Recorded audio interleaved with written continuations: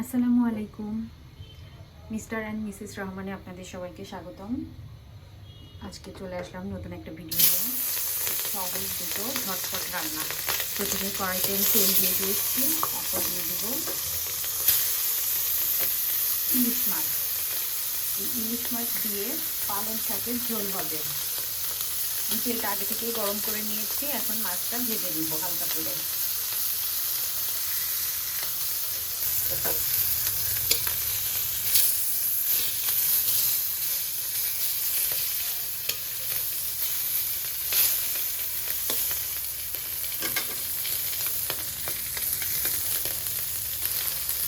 মাছটা হালকা ভাজা হয়ে গেছে, এখন এর মধ্যে দিয়ে দিব কিছু কাঁচামরিচ।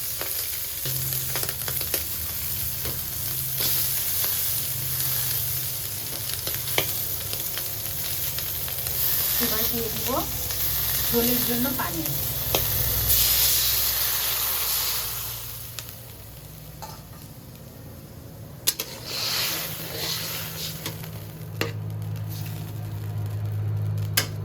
ঝোলের পানিটা আপনারা আপনাদের পরিমাণ মতো দেবেন, যে যেরকম ঝোল রাখতে চাইবেন সেই পরিমাণ পানি দিবেন। এবার ঝোলে দিয়ে দিব একটু লবণ, দিয়ে দিব পরিমাণ মতো হলুদ,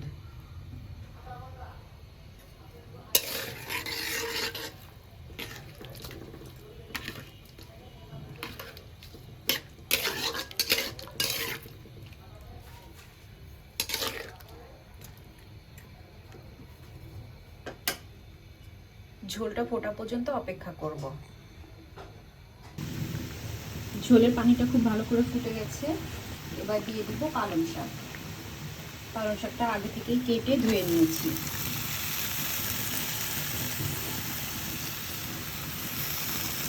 রান্নাটা খুবই সহজ, মশলা ছাড়া, আর খেতেও খুবই সুস্বাদু।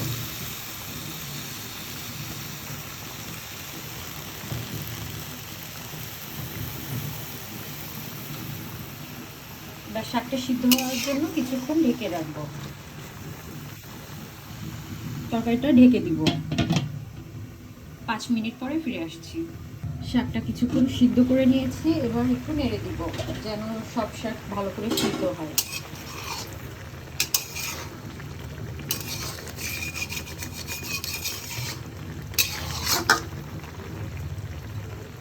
খুব সাবধানে শাকটা নাড়বো যেন মাছগুলো ভেঙে না যায়।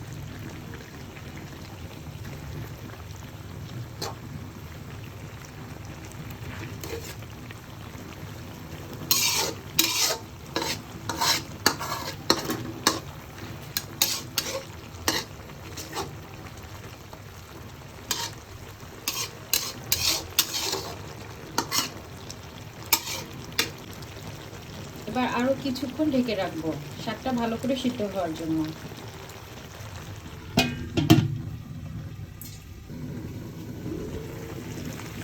শাক খুব ভালো করে সিদ্ধ হয়ে গেছে, এবার নামিয়ে নেব। এখনো রান্না শেষ হয়নি, নামানোর পর এটা তেলে দিব। কিভাবে তেলে দিই সেটা দেখেন। তরকারিটা নামিয়ে নিয়েছি একটা গামলায়, এবার এটা ফোড়ন দিব। ফোড়নের জন্য কড়াইটা গরম করে নিয়েছি, এবার দিয়ে দিব পরিমাণ মতো তেল। তেলটা একটু গরম হলেই দিয়ে দিব সামান্য কিছু পরিমাণ জিরা।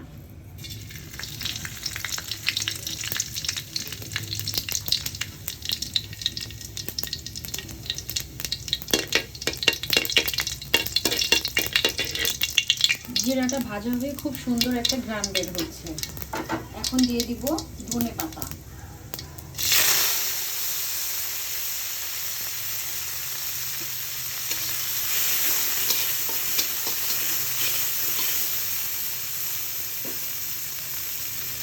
এবার বলে ঢেলে রাখা তরকারিটা দিয়ে দিব।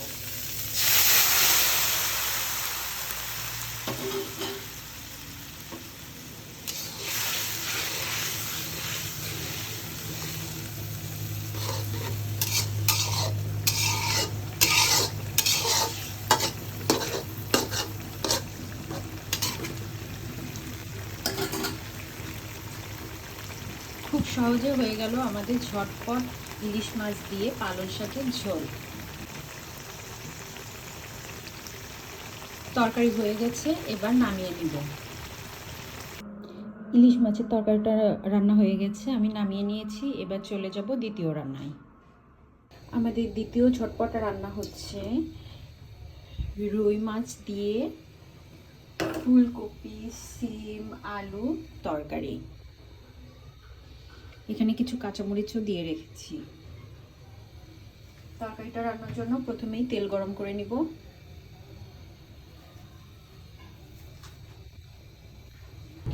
তেল গরম হয়ে গেছে, এবার মাছ ভেজে নিব।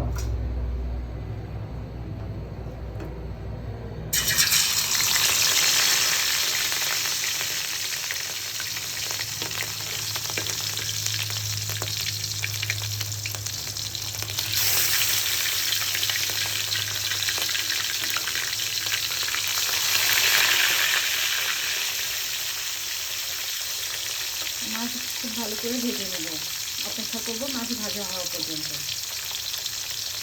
মাছ এক পাশ খুব ভালো করে ভাজা হয়ে গেছে, এবার উল্টেও অপর পাশে ভালো করে ভেজে নেব।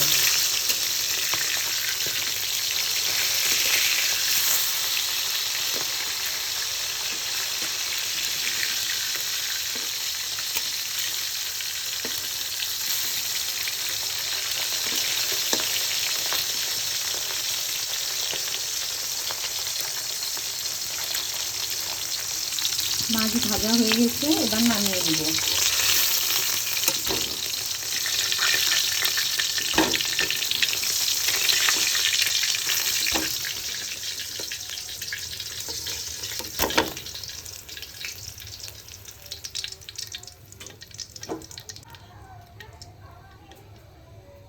মাছের ঝোল রান্না করার জন্য ভেজে নিব কয়েক কোয়া রসুন আর জিরে। প্রথমে রসুনগুলো দিয়ে দিব। রসুনের কোয়াটা হালকা ভাজা হলে জিরে দিয়ে দিব।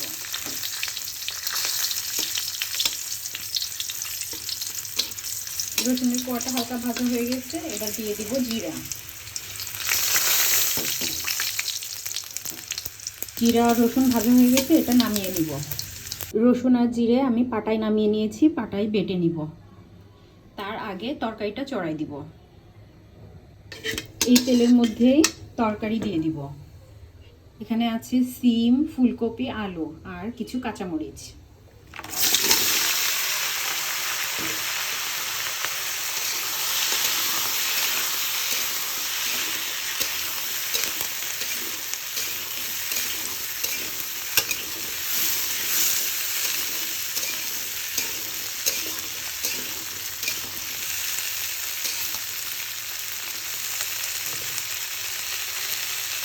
এবার দিয়ে দিব লবণ। এবার দিব পরিমাণ মতো হলুদ। সবজিটা খুব ভালো করে মিশিয়ে নেব।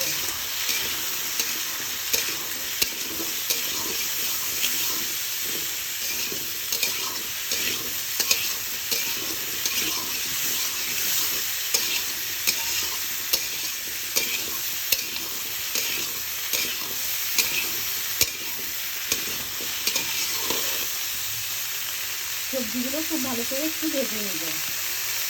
খুব ভালোভাবে সিদ্ধ হওয়ার জন্য সামান্য পরিমাণ পানি দিয়ে ঢেকে নেব।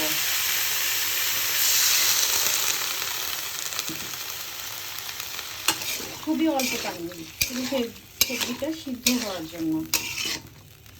সবজিটা খুব ভালো করে সিদ্ধ হয়ে গেলে ঝোলের পানি দিব। পানি দেওয়ার পর সবজিটা ঢেকে দিব। সবজি খুব ভালো করে সিদ্ধ হতে হতে আমি মশলাটা বেটে নিব।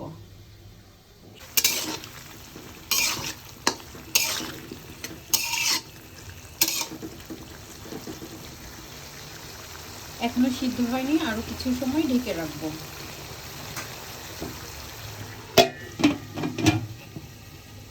মশলা বাটা হয়ে গেছে, এবার বাটিতে নামিয়ে নিব। সবজি খুব ভালো করে কষানো হয়ে গেছে। সামান্য একটু হবে, আর একটু ভাজা ভাজা করে ঝোলের পানি দিয়ে দিব।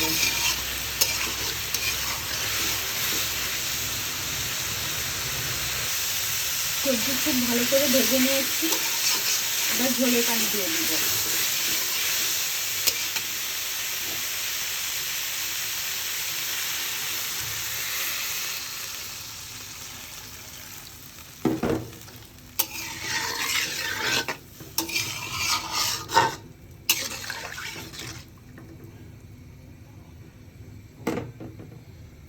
ঝোলের পানি ফোটা পর্যন্ত অপেক্ষা করব।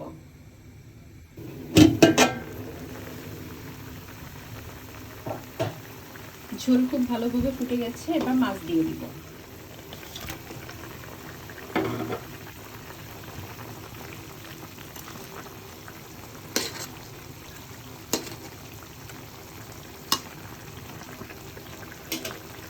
মাছ দেওয়ার পর আর 2 থেকে 3 মিনিট জাল করব, তারপর মশলা দিয়ে নামিয়ে ফেলব। মাছ দেওয়ার পর কিছুক্ষণ জাল করে নিয়েছি। এবার আগে থেকে ভেজে বেটে রাখা মশলাটা দিয়ে দিব।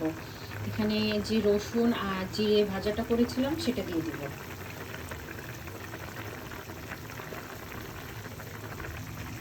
এবার এটা খুব ভালো করে মিশিয়ে দিব। মশলাটা খুব ভালো করে মিশিয়ে নিলাম।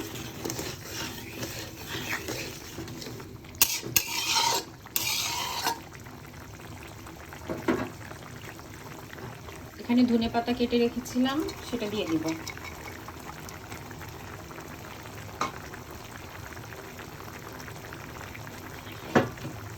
ধনেপাতা আর মশলা দেওয়ার পর ঢেকে দিব। ঢেকে 2 থেকে 3 মিনিট জাল দিব, জাল করে নামিয়ে নিব। তরকারি হয়ে গেছে, এবার নামিয়ে নিব। রংটা খুব সুন্দর আসছে, খুব সুন্দর ঘ্রাণ আসছে। দেখলেন তো কত সহজেই দুটো রান্না করে ফেললাম। রান্না দুটো খুবই হেলদি, সবাই খেতে পারবে। খুবই কম মশলাই করা আর খুবই সুস্বাদু। পুরো ভিডিওটা দেখার জন্য আপনাদের অসংখ্য ধন্যবাদ। আমাদের পাশেই থাকবেন। আপনাদের ভালোবাসা ছাড়া সামনে এগোনো সম্ভব না। আমাদের চ্যানেলটা সাবস্ক্রাইব করবেন। আর ভিডিওটা কেমন লাগলো অবশ্যই কমেন্ট বক্সে জানাবেন। একটা লাইক দিয়ে দিবেন। বন্ধুদের সাথে ভিডিওটা শেয়ার করবেন যদি ভালো লাগে। ভালো থাকবেন সবাই। আল্লাহ হাফেজ।